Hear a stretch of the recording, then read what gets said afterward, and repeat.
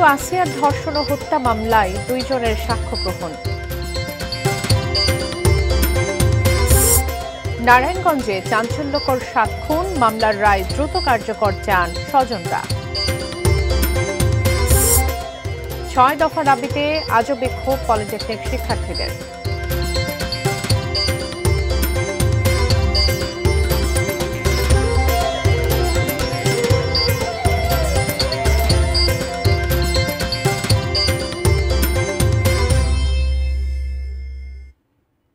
দেখছেন ATN news.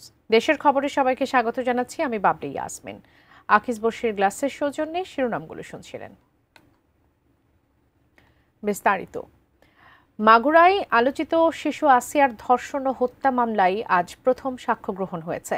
সকালে মাগুরার নারী ও শিশু নির্যাতন দমন ট্রাইব্যুনালের বিচারক এম জাহিদ হাসানের আদালতে 2 সাক্ষীর সাক্ষ্য গ্রহণ করা হয়। আগামীকাল আরও 3 জনের সাক্ষ্য নেওয়া হবে। এই মামলায় মোট 36 জন সাক্ষীর সাক্ষ্য গ্রহণ করা হবে। এদিকে আসামি পক্ষের আইনজীবী অ্যাডভোকেট সোহেল আহমেদ সাক্ষীদের শুনানিতে অংশ নিলেও গণমাধ্যম কর্মীদের সামনে আসেননি। গত 6 মার্চ মাগুরা সদরের নিজ নান্দুয়ালি গ্রামে বোনের বাড়িতে বেড়াতে গিয়ে বোনের শ্বশুর হিটু শেখ শিশু আসিয়াকে ধর্ষণের পর হত্যার চেষ্টা করে। 13 মার্চ রাজধানীর সিএমএইচে তার মৃত্যু হয়। এই মামলায় 13 এপ্রিল পুলিশ চার্জশিট দাখিল করে এবং 23 এপ্রিল অভিযোগ গঠনের মধ্য দিয়ে বিচার কাজ শুরু হয়। যে শাস্তি হয় প্রশাসন সেই শাস্তি জন্য দেয় এবং দ্রুত করতে হবে। আসামিদের নিয়োগকৃত আইনজীবী লিগ্যাল এইডের আইনজীবী সোহেল আহমেদ তিনি পর্যাপ্ত জেরা করেছেন আসামিদেরকে। আমরা আশা করি যেই মকদ্দমা সাক্ষীরা তাদের অবস্থানের সঠিক থেকে তাদের সাক্ষ্য এবং জেরার উত্তর দিতে সক্ষম হয়েছে।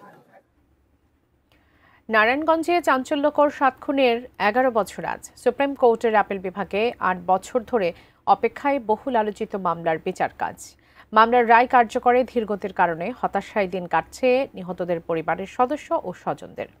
নারায়ণগঞ্জ থেকে আব্দুল সালামের তথ্য ছবি নিয়ে দেখুন ডেস্ক রিপোর্ট। 2014 সালের 27 এপ্রিল তৎকালীন প্যানেল মেয়র নজরুল ইসলাম, তার সহযোগী এবং আইনজীবী চন্দন কুমার সরকার সহ মোট 7 জন গুম হন। অভিযোগ, সিটি কর্পোরেশনের আরেক কাউন্সিলর নূর হোসেনের কাছ থেকে অবৈধ সুবিধা নিয়ে তৎকালীন র্যাব কর্মকর্তারা তাদের হত্যা করে। 7 জনের মৃতদেহ শীতলক্ষ্যা নদীতে ফেলে দেয়। 2017 সালে নিম্ন আদালত 26 জনকে মৃত্যুদণ্ড, বাকি 9 জনকে যাবজ্জীবন কারাদণ্ড দেন। দণ্ডপ্রাপ্ত 25 আসামি র্যাব সদস্য। ওই রায়ের বিরুদ্ধে আসামি পক্ষের আপিলে 2018 সালে হাইকোর্ট 15 জনের মৃত্যুদণ্ডের আদেশ বহাল রেখে বাকিদের বিভিন্ন মেয়াদে সাজা দেন। দীর্ঘ 8 বছর ধরে চাঞ্চল্যকর মামলাটি আপিল বিভাগের রায়ের অপেক্ষায়। প্রধান উপদেষ্টার প্রতি আকুল মিনতি করতেছে, উনি যাতে আমাদের এই 7 পরিবারের দিক একটু তাকায়, উনিও দেখছেন পরিবারের দিক তাকায় আমাদের একটু সহযোগিতা করে যাতে আমাদের দ্রুত বিচারের রায়টা যাতে কার্যকারিতা হয়। সেদিন নিহত নজরুল ইসলামের গাড়ি চালক জাহাঙ্গীর আলমের মেয়ে তখন মায়ের গর্ভে। বাবাকে দেখা হয়নি তার। ঘাতকদের সর্বোচ্চ শাস্তির অপেক্ষায় জাহাঙ্গীর আলমের স্ত্রী ও মা। হাত পাতে পারতেছি না লজ্জার কারণে, অথচ নিজে এত কষ্ট করে আমি সংসার চালাইতেছি। আমার মতন এমন কষ্ট কোনো মেয়ে মনে করতো না, কিন্তু আমি ভালোবেসে বিয়ে করে সংসারে আসছি। আমার সংসার নেই, পুত থাকতো সংসার থাকতো, পুত নাই আমার সংসার নেই। খাই এই ঘরে খাই সেই ঘরে খাই। 11 বছর ধরে বিচারের রায় কার্যকরের অপেক্ষায় নিহতদের পরিবারগুলো। এরই মধ্যে 2 জনের পিতার মৃত্যু হয়েছে। সন্তান হত্যার বিচার তারা দেখে যেতে পারেননি। নৃশংস এই হত্যাকাণ্ডে হাইকোর্টের রায় আপিল বিভাগে বহাল থাকবে, এমনটাই প্রত্যাশা তাদের। রায়টা দিলে আমরা মন থেকে একটু শান্তি পাবো, কিন্তু সন্তান তো আর পাবো না। এই সন্তানের বোঝা তো মৃত্যুর আগ পর্যন্ত মাথায় নিয়ে ঘুরতে হবে।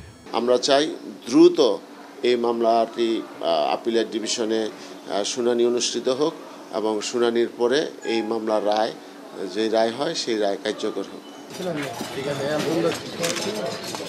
Shamsul Arefin, desk report, ATN news. বহুল আলোচিত নারায়ণগঞ্জের 7 খুনের বিচারের রায় কার্যকরের দাবিতে মানববন্ধন করেছেন জেলার আইনজীবীরা। সকাল 10টায় নারায়ণগঞ্জের আদালত প্রাঙ্গণে আইনজীবী সমিতি ভবনের সামনে এই মানববন্ধন কর্মসূচি পালন করেন তারা। মানববন্ধনে উপস্থিত ছিলেন নিহতদের স্বজন ও এলাকাবাসীও। এ সময় বক্তারা আগামী 15 দিনের মধ্যে আপিল বিভাগকে রায় নিষ্পত্তির জন্য আলটিমেটাম দেয়। 2014 সালের 27 এপ্রিল নারায়ণগঞ্জ সিটি কর্পোরেশনের কাউন্সিলর নজরুল ইসলাম ও আইনজীবী চন্দন কুমার সরকার সহ 7 জন অপহৃত হন। পরে 30 এপ্রিল শীতলক্ষ্যা নদী থেকে 6 জনের ও পরদিন আরও একজনের লাশ উদ্ধার করে পুলিশ।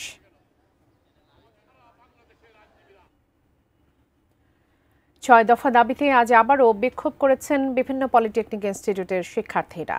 রাজশাহীতে বেলা 11:15 থেকে ইনস্টিটিউটের প্রশাসন ভবনের সামনে জড়ো হন শিক্ষার্থীরা। পরে বিক্ষোভ মিছিল ও সমাবেশ করেন আন্দোলনকারীরা। তারা জানান, দীর্ঘ 1 মাসেরও বেশি সময় ধরে দাবি আদায়ে ছাত্ররা আন্দোলনে আসলেও সরকার পক্ষ থেকে তাদের যৌক্তিক দাবি মেনে নেওয়ার বিষয়ে কোনো সাড়া পাওয়া যায়নি। একই দাবিতে খুলনা পলিটেকনিক ইনস্টিটিউটে তালা ঝুলিয়ে দেন শিক্ষার্থীরা। ময়মনসিংহ ও কুষ্টিয়ায় বিক্ষোভ সমাবেশ করেছেন পলিটেকনিক ইনস্টিটিউটের শিক্ষার্থীরা। দাবি আদায় না হওয়া পর্যন্ত আন্দোলন চালিয়ে যাওয়ার ঘোষণা দিয়েছেন শিক্ষার্থীরা। 6টা যৌক্তিক দাবি, সেই দাবিগুলো কিন্তু আমরা একটা দাবি অতিরিক্ত চাচ্ছি না। ডিপ্লোমা কারিগরি শিক্ষা নিয়ে মানুষের মধ্যে যে ভুল ধারণা, সেটা অবশ্যই উন্মোচন করা দরকার। দাবিগুলো সম্পর্কে তারা কি যৌক্তিক সমাধান নিয়ে আসলো, তার পরিপ্রেক্ষিতে আগামী দিন কি কর্মসূচি হবে সেটি গৃহীত হবে। 6টি দাবি যৌক্তিক, এই জন্য আমরা আমাদের কর্মসূচি আবার কঠোর থেকে কঠোরতম করব, যতদিন না পর্যন্ত আমাদের এই দাবি মেনে নেবে। দর্শকের পর্যায়ের সময় হলো একটা বিরতি নেবার, ফিরে এসে আরো যা থাকছে।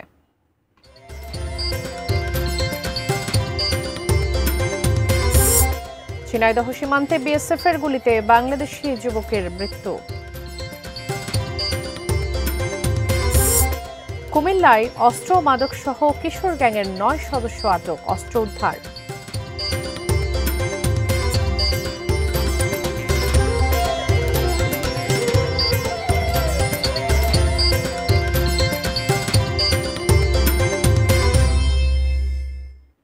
স্বাগত, আবারও দেখছেন দেশের খবর।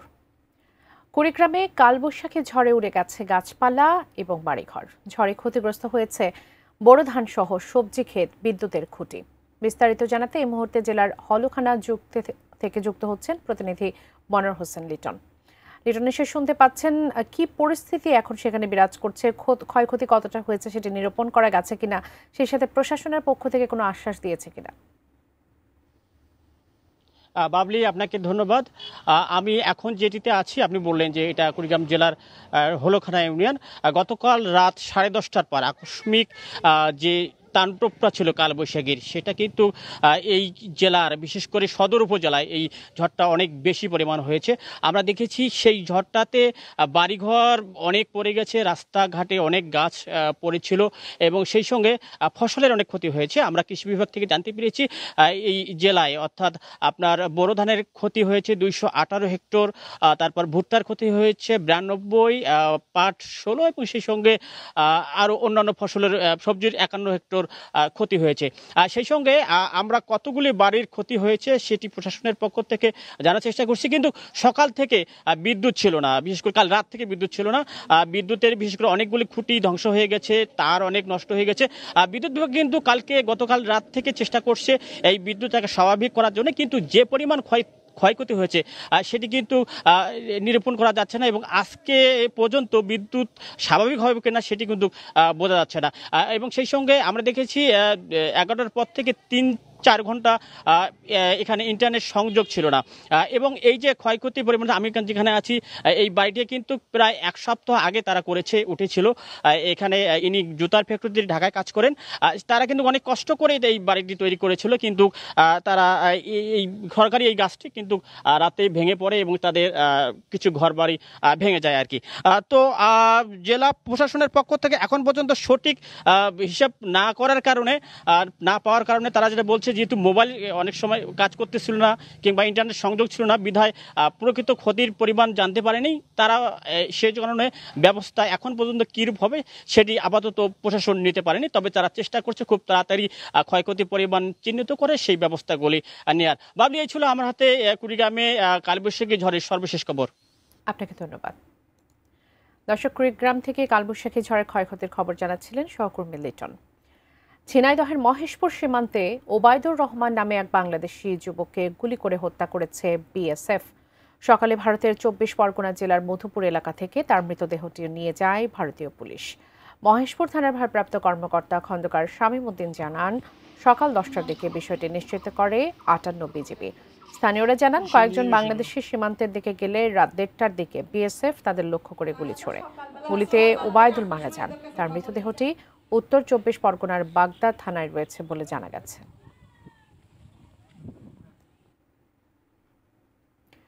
টাঙ্গাইলের মির্জাপুরে জমি নিয়ে বিরোধে ভাতিজার লোকজনের মারধরে নিহত হয়েছেন ফজল হক নামে স্থানীয় এক বিএনপি নেতা। এ সময় তার স্ত্রী ও ছেলেও আহত হন। সকালে উপজেলার বংশীনগর এলাকায় এই ঘটনা ঘটে। পুলিশ ও স্থানীয়রা জানান, ফজল হকের সাথে তার ভাতিজা পারভেজের দীর্ঘদিন ধরে জমি নিয়ে বিরোধ চলছিল। সকালে পারভেজ 20 থেকে 25 জন লোক নিয়ে ফজল হকের জমি দখল করতে যায়। এতে বাধা দিলে তারা ফজল হক, তার স্ত্রী মরিয়ম বেগম এবং ছেলে মনির হোসেনকে পিটিয়ে রক্তাক্ত করে। আশপাশের লোকজন তাদের হাসপাতালে নিয়ে গেলে চিকিৎসকরা ফজলকে মৃত ঘোষণা করেন। মরিয়ম বেগম ও মনির হোসেনকে কুমুদিনী হাসপাতালে ভর্তি করা হয়েছে। মির্জাপুর থানার ওসি মোশাররফ হোসেন জানান, আসামিদের গ্রেফতারের চেষ্টা চলছে।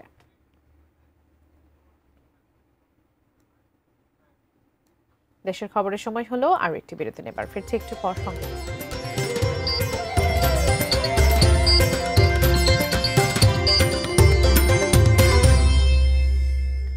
স্বাগত আরও একবার, দেখছেন দেশের খবর।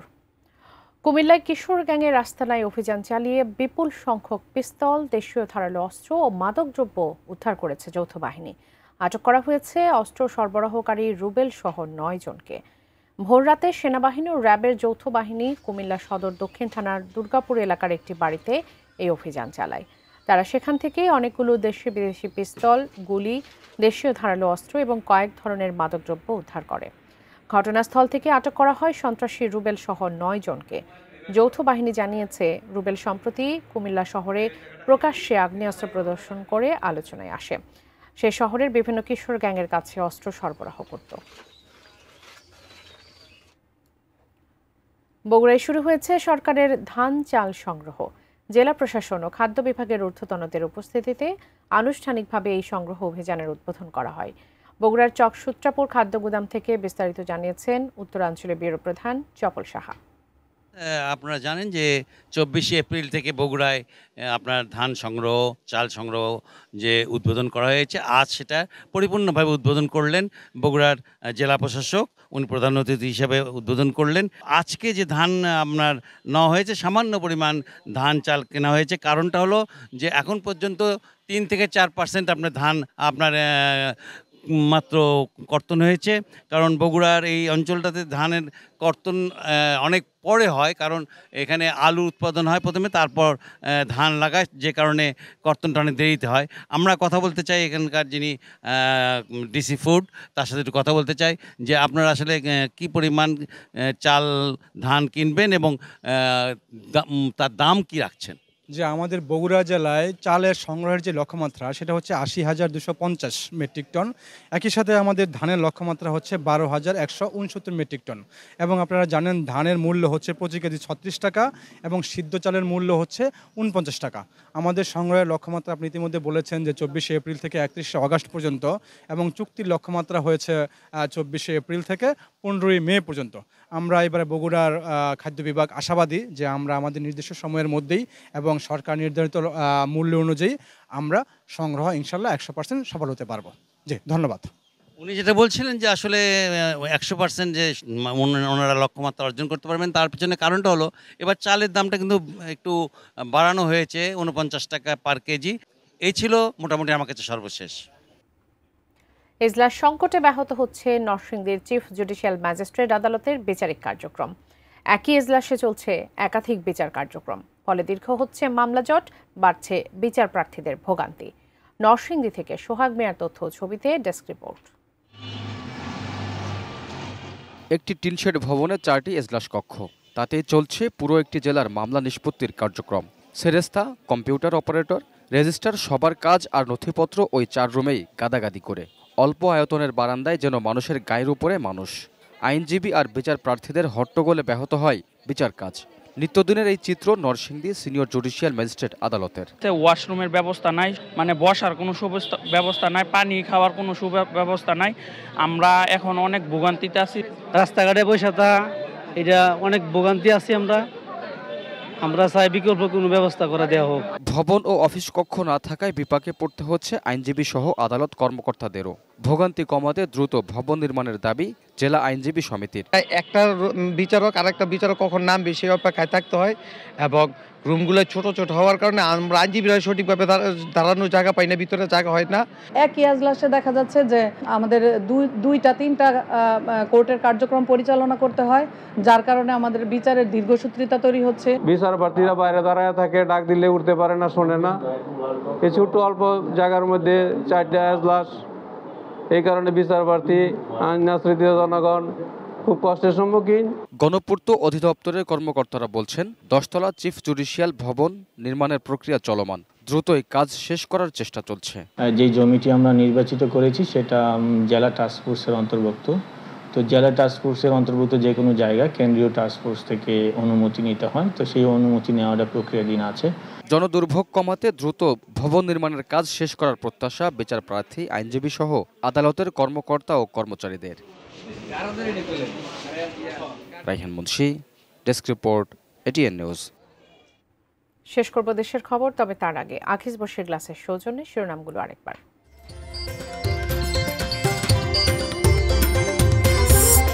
শিশু আসিয়ার ধর্ষণ ও হত্যা মামলায় 2 জনের সাক্ষ্য গ্রহণ। নারায়ণগঞ্জে চাঞ্চল্যকর খুন মামলার রায় দ্রুত কার্যকর চান স্বজনরা। 6 দফা দাবিতে আজও বিক্ষোভ পলিটেকনিক শিক্ষার্থীদের।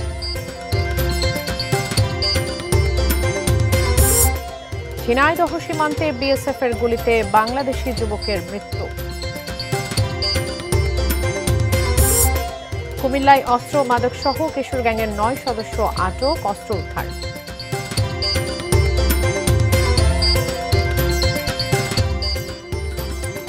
এই ছিল দেশের খবরে। এতক্ষণ সঙ্গে থাকার জন্য ধন্যবাদ সবাই।